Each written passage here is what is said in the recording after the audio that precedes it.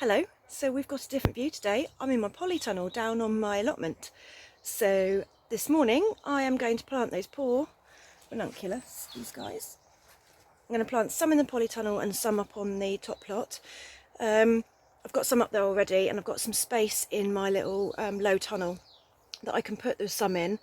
And I'm going to see what the difference is between having them in the greenhouse, in the polytunnel, and in the low tunnel up the top, because obviously the low tunnel will come off at a certain point. I've just seen something really exciting. The first of my stocks is about to flower. That's exciting. I wasn't sure whether these were going to be any good because this poor polytunnel, they've all got flower spikes coming, went underwater, so look, some of them aren't looking great. Look, it's getting there, but yeah, look, there's the first little flowers. So that was really exciting. So that's the first flowers that are growing in the polytunnel. I say that, I've got some anemones growing down there as well. But yeah, this whole polytunnel went underwater back in January, and it was literally flooded. The floor was flooded. I've got black weed suppressing matting on the path in the middle, and it was floating. So I didn't think the stocks were going to do anything because I planted them back end of last year. I think I put them in beginning of December. I put them in the polytunnel because they'd outgrown where they were in the greenhouse over at home. So I'm really surprised because I didn't think that was going to happen. Anyway, I'm going to take you for a little short tour around the plots here. So it won't be a full tour, but there's not a lot to see this time of year, but let's go and have a look. Okay, so this is the polytunnel.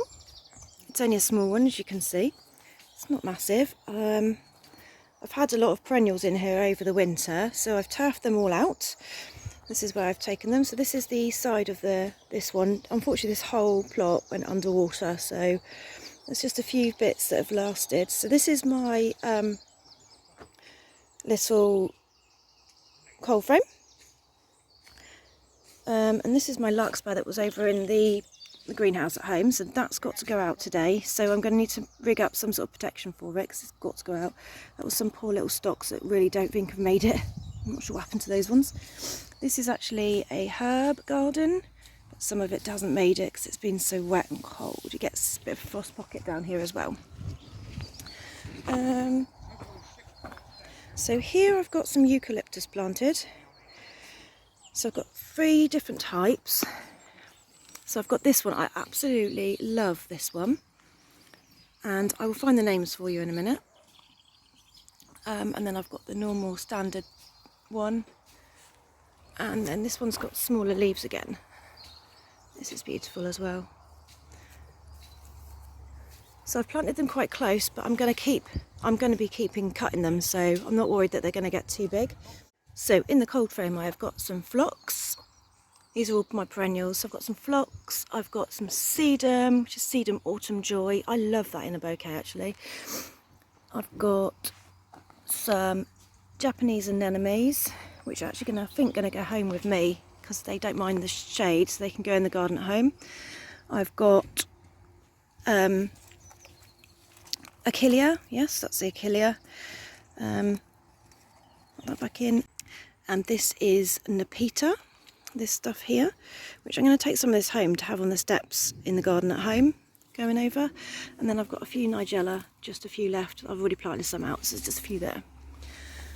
So that's that. Let me go around the other side. So I've got a few bits of pieces planted here, which are good for reef making. So I've put these in for reef making. This is lovely. So this one is the Skimmia japonica. This is the snow white, and it comes out in little red flowers, and they're really good in the winter for putting in wreaths and things. They last really well. And these are my peonies. So I have a row of peonies here, all growing away beautifully. And I saw on someone else's Instagram, because obviously they were meant to go on in this bed here, but it was underwater and I was really worried they were going to die. So I've put them into buckets, which I've put holes in the bottom. I've drilled holes in the bottom. And I saw on someone else's Instagram that they said that you could keep them in a 15 litre bucket for at least 2 years. So obviously this is the first time I've grown them. So I've just got these. I got them back in December. So they've been in here since December. And as you can see, they're all starting to sprout. Even though they've had some really hard frosts on them, I've just left them out. I was a bit worried about them. But they seem to be doing really, really well.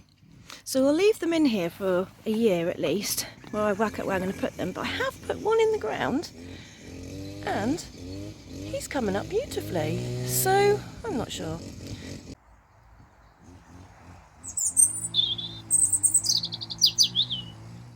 Okay, so this is my top plot. So at the moment this is all just covered in black plastic, most of it. It's just a few bits and pieces left over from last year. So I'm going to dig all this and make beds in this side. So on this side I've already done the bed. So I've got this bed here. I've got this one here. This has got my Ami in it. This one's got Ami, and it's got some scabious and some honesty in it already, which was autumn planted. This is the low tunnel that the ranunculus are going in. So I've already got some in there, look. So there's already some in there. So some of these need to go in as well, and the rest will go back in the polytunnel. It's quite bright out here this morning. So this is I got this allotment last year, so this is how it came, with this big fruit cage on it. But I'm not going to get rid of it because it's full of blueberries. And they're amazing, look, they're just starting to come. So we've just mulched all this to stop the weeds. So I've got 1, 2, 3, 4, 5, 6, 7 blueberry bushes in here. I've got 2 on my other plot as well. I've got 2 gooseberry bushes, a red currant, or 3 gooseberry bushes, sorry, and a red currant. Okay, so if we go down the path here, got some nice lavenders and stuff as well on here. Oh, yes. And I've also got some herbs. This is going to be my herb bed along here. So this is all going to be filled with herbs. So that's my lavenders and stuff there.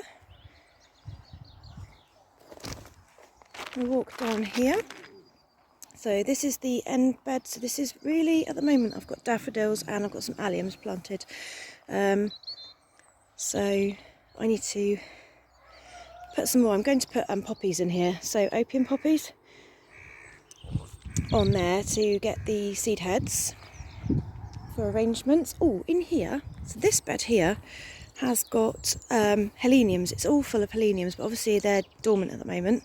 So I'm hoping they're going to be okay, because I have seen some growth I like. Look, they're just starting to come. Can you see that? There you go. So this is my heleniums. This bed's full of heleniums. I love them. I think they're really pretty. And then I've got some nigella here as well, which I planted out last autumn. They're not looking quite so good, but they'll come. This is my daughter's bed. So this is Amber's. So this is Mini Me's. So she just covered it, but she plants all sorts in there. I let her do what she likes basically with this one. This is hers. This is a new bed for this year, so this did have just a compost heap on it. So what I've done is I'd emptied the compost and just pulled it all the way along. And I planted a rosemary, which I'd pulled out of another allotment that I had. But it's going brown, so I'm not sure if it's going to last or not, but we'll see. We'll see. This bed I need to prep. This has got my purple sprouting in it at the moment, but I'm going to pull all this out. Oh, and it's got some... it's got beetroot in it as well, look. They're not doing very well, I don't think. We'll pull it all out. So this is my other plot. This is the plot I've had the longest. I've had this for 3 years, this one. So on here, so I'll start at the top. So on here are my tulips. So I've got about 300 tulips, all planted, and they're looking lovely. Look, they're all coming up, looking good. I've got them there.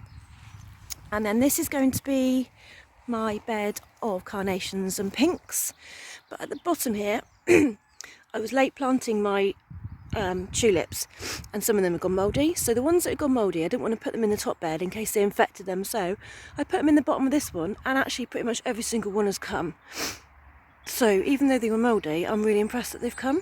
So that's good. So we've got some at the end here, but obviously once they're over, I'll pull them out, and that will be my pinks bed. I've got another one over here. This has got purple sprouting in it as well. That just needs prepping. This one here is prepped, and this is where my larkspur's going. So I'll be doing that today, possibly putting the larkspur in there, I think.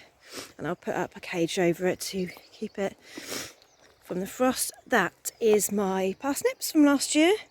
Again, that's going to come out, and I will be planting something in there, I'm not sure. Yes, at the back, sorry, are my gooseberry bushes. And then I've got strawberries over here. Well, I haven't at the moment, but I will be putting strawberries. That'll be my little strawberry bed over there. And then I've got a fruit cage here, which has got some red currants, some blueberries in it. This is Wildlife Corner. So Wildlife Corner's got a little pond in it that me and Amber put in 2 years ago. And that has little frogs and things in it, which is lovely. And this is just Wildlife Corner, so it's all wildlife plants, and we let it go a little bit wild.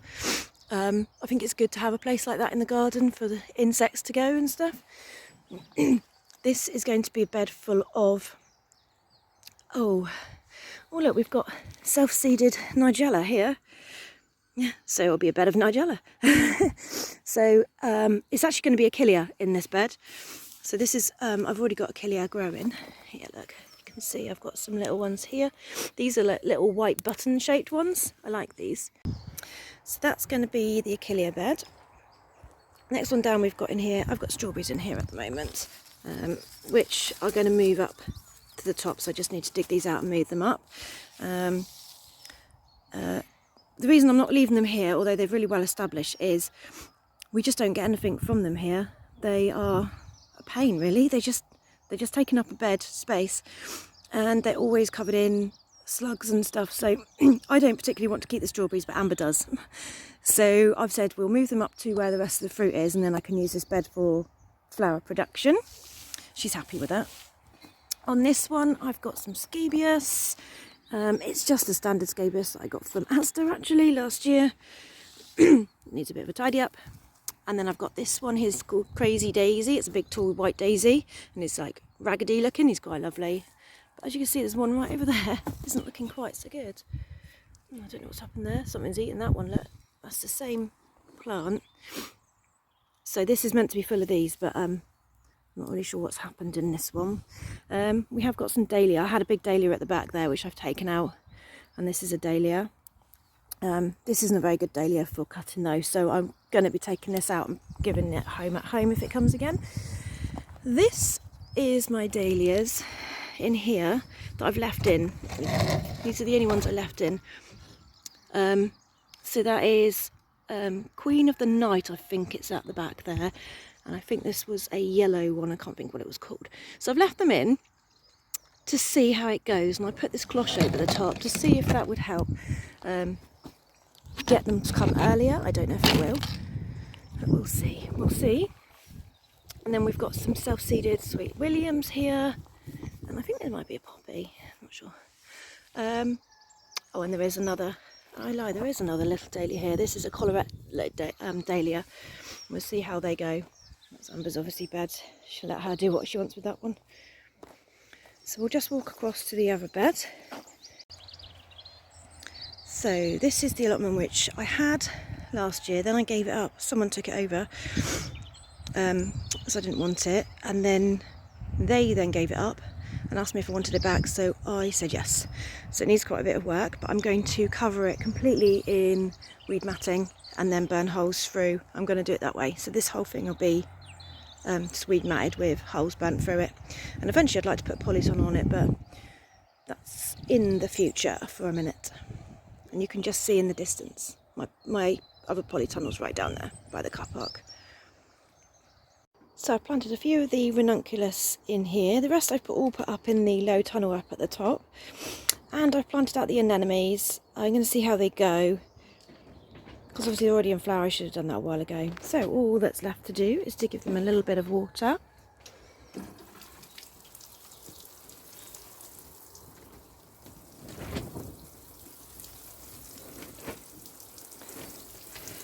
Hopefully they should go really well. Just planted some more anemones as well.